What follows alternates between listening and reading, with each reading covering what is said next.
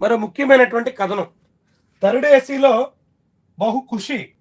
Third ఏసీలో ప్రయాణిస్తున్నటువంటి వాళ్ళ సంఖ్య పెరిగింది. అంటే దీని అర్థం ఏంటి? జనం ఏసీ కోరుకుంటున్నారు, సౌఖ్యం కోరుకుంటున్నారు. ప్రభుత్వం దానికి తగ్గట్టుగా ఏర్పాట్లు చేసింది.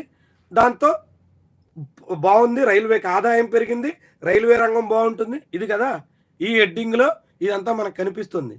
కానీ అసలు వాస్తవం ఏంటి? ప్రస్తుతం ఇండియన్ రైల్వేస్ జనరల్ బోగీలు తగ్గించేసింది. ఎక్స్ప్రెస్లో ఒకప్పుడు 4-5 ఉండేటువంటి బోగీలు ఆ తర్వాత ఆ చివర ఒకటి ఈ చివర ఒకటి పెట్టారు.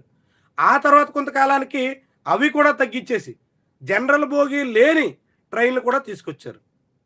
జనరల్ బోగీలే కాదు, స్లీపర్ క్లాసులు కూడా ఎత్తేసారు.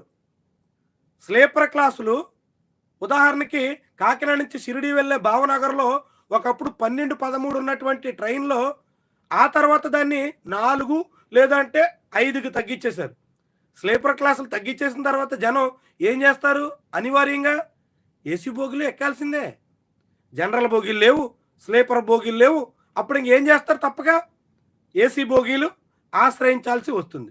స్లీపర్ క్లాసులో 300-400 టికెట్ ఉంటే ఏసీ బోగీల్లో 9,000 రూపాయలకు తక్కువ కాకుండా ఉంటుంది.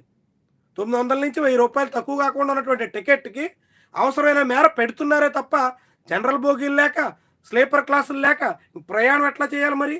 అట్లా పెరిగారు థర్డ్ ఏసీల్లో ప్రయాణికుల సంఖ్య.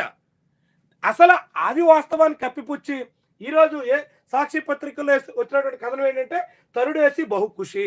థర్డ్ ఏసీల్లో ప్రయాణికులు పెరగడం కాదు, మరో ప్రత్యామ్నాయం లేక థర్డ్ ఏసీని ఆశ్రయిస్తున్నారు. జనరల్ బోగీలు లేక, స్లీపర్ క్లాసులు లేక తప్పనిసరిగా థర్డ్ ఏసీల్లో వెళ్లాల్సినటువంటి పరిస్థితి జనాలకి దాపురించింది. స్లీపర్ క్లాసులు ఎందుకు తగ్గించారు, జనరల్ బోగీలు ఎందుకు లేపేశారు, ఇదే అడగకుండా థర్డ్ ఏసీ చాలా బాగుంది, థర్డ్ ఏసీలో జనాలు పెరుగుతున్నారు, ఆదాయం భారీగా వస్తుంది.